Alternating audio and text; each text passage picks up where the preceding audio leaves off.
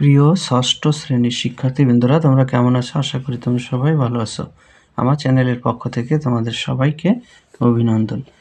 তোমাদের গণিত বইয়ের আমি গত পর্বে অনুশীলনের অঙ্কগুলো করছিলাম, আর সেখানে 1 এবং 2 নম্বর প্রশ্নের সমাধান দিয়েছিলাম। আজকে আমি তোমাদের 17 পৃষ্ঠায় 3 নম্বর থেকে সমাধান দিব।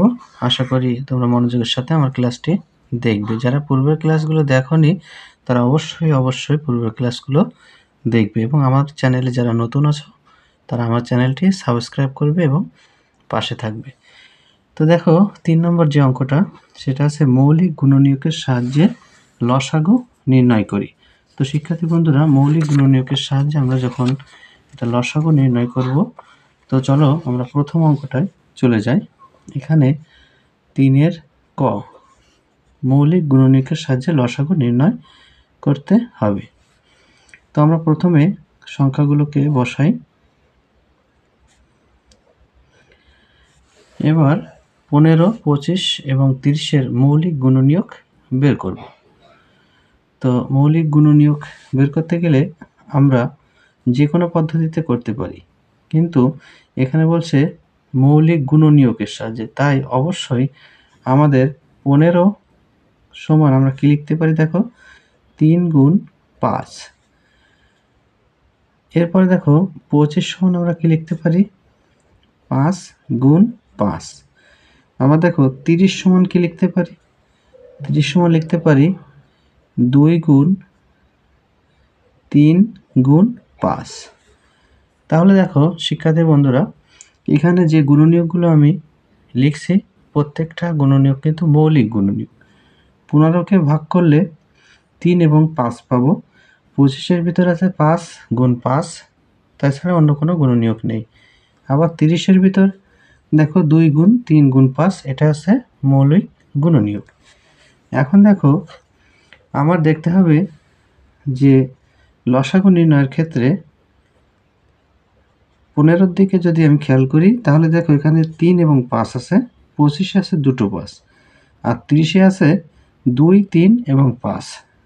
তো এখানে প্রথমে আমি যদি 2 দিয়ে শুরু করি, তাহলে দেখো এই 3টে সংখ্যার ভিতর 2 সর্বাধিক কোথায় আছে? এইখানে আছে, এবং তা কয়টি আছে? একটি। অর্থাৎ এখানে সর্বাধিক যে সংখ্যা থাকবে তাকে আমি নিব। এরপর আমরা 3-এর দিকে আসি।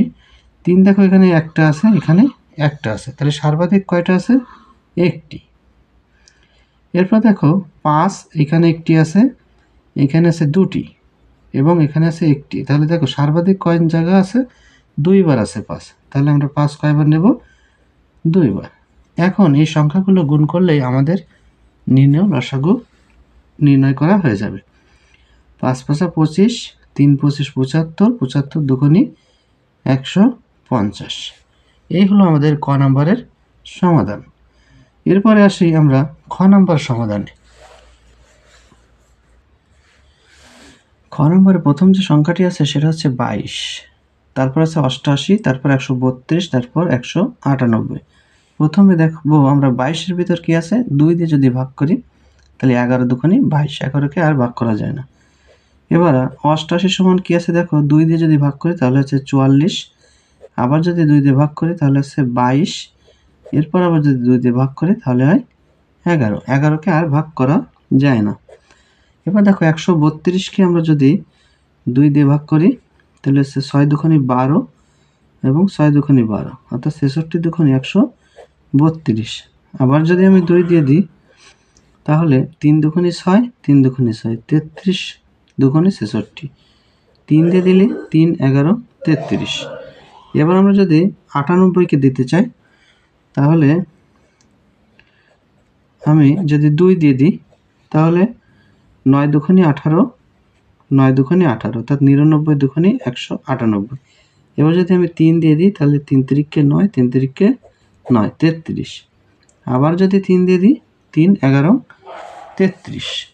তাহলে দেখো শিক্ষার্থী বন্ধুরা, আমরা 22 সমান লিখতে পারছি 2 গুণ 11।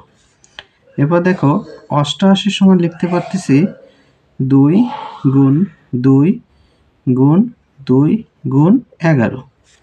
এরপর আছে 132 132 সমান আমরা লিখতে পারছি 2 গুণ 2 গুণ 3 গুণ 11। এবার 198 সমান আমরা লিখতে পারছি 2 গুণ 3 গুণ 3 গুণ 11। এখন দেখো, যদি আমাদের লসাগু নির্ণয় করতে হয় তাহলে আমরা প্রথমে 2 সর্বাধিক কোন সংখ্যাটা, মানে কোন সংখ্যার ভিতর 2 সর্বাধিক আছে। দেখো এখানে 2 আছে একটি, এখানে কয়টি আছে 2? 3টি। এখানে 2 বার আছে, এখানে 1 বার আছে। তাহলে 2 এখানে 3 বার হচ্ছে সর্বাধিক, তাহলে আমরা 2 3 বার নেব, অর্থাৎ 2 গুণ 2 গুণ 2।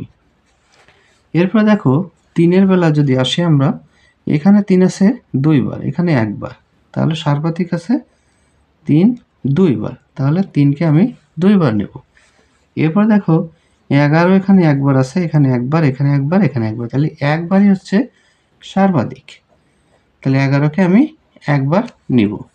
এখন এখানে 3টে 2, 2টো 3 এবং একটা 11 যদি আমরা গুণ করি তাহলে আমাদের যে গুণফলটা আসে সেটা হচ্ছে 792। অর্থাৎ এই সংখ্যাগুলো এখন আমরা গুণ করলে যে গুণফলটা পাবো সেটা হচ্ছে নির্ণেয় লসাগু, অর্থাৎ এখানে উত্তর হচ্ছে 792। আশা করি শিক্ষার্থী বন্ধুরা এটা বুঝতে পারছো।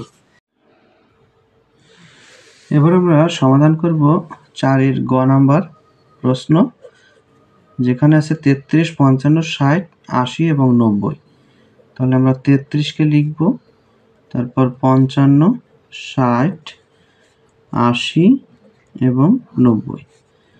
তো এই সংখ্যাগুলোর ভিতরে দুটি জোড় সংখ্যা থাকলে আমরা 2 দিয়ে বিভাজ্য ভাগ করতে পারবো, তাহলে এটা ভাগ করা যাচ্ছে না, সেটা আমরা রেখে দেব। 33, 55, 60কে ভাগ করা যাচ্ছে, 30 দুগুণে 60, 40 দুগুণে 80, 45 দুগুণে 90। আবার আমরা 2 দিয়ে দেব, কারণ 30 এবং 40 জোড় সংখ্যা, অর্থাৎ সর্বনিম্ন দুটি সংখ্যা যদি বিভাজ্য হয় তাহলে আমরা সেই সংখ্যা দিয়ে ভাগ করতে পারবো। 15 দুগুণে 30, 20 দুগুণে 40, আর এখানে 45 থেকে গেল। এবার আমরা 3 দিয়ে ভাগ করব, 3 11 33, এখানে 55 থাকলো, 3 5 15, 20 থেকে যাচ্ছে, 3 15 45। এবার আমরা 5 দিয়ে ভাগ করব, এখানে 11 থেকে যাচ্ছে, 5 11 55, 5 অক্ষে 5, 4 5 20, 3 5 15। এবার আমরা দেব 11 দিয়ে, 11 দিয়ে ভাগ করলে 11 কে 11, 11 কে 11, 1 থেকে গেল, 4 থেকে গেল, 3ও থেকে গেল। এখন অবশিষ্ট থাকে 3 4 আর এইগুলা, কিন্তু যেহেতু 3কে এবং 4কে একসাথে 2 অথবা 3 দিয়ে ভাগ করা যাচ্ছে না, বা 3 আর 4 এখানে অবশিষ্ট থেকে যাচ্ছে, এটা আর ভাগ করা যাচ্ছে না। এখন দেখো আমাদের এখান থেকে শুরু করে যে সংখ্যাগুলো এখানে আছে সব সংখ্যাগুলো যদি আমরা গুণ করি তাহলেই আমরা পেয়ে যাব আমাদের সেই কাঙ্ক্ষিত লসাগু। অর্থাৎ এখানে 2 আছে দুটো, আমরা 2 দুটোকে লিখব, 3 আছে একটা, তারপর এখানে আছে একটা, এরপরে দেখো 4 আছে একটা, তারপর দেখো 5 আছে একটা এবং 11 আছে একটা। এই সংখ্যাগুলো আমরা যদি সব গুণ করি তাহলে আমাদের যে গুণফলটা আসবে সেটা হচ্ছে 7920। এটা হচ্ছে আমাদের এই 4-এর গ নাম্বারের লসাগু।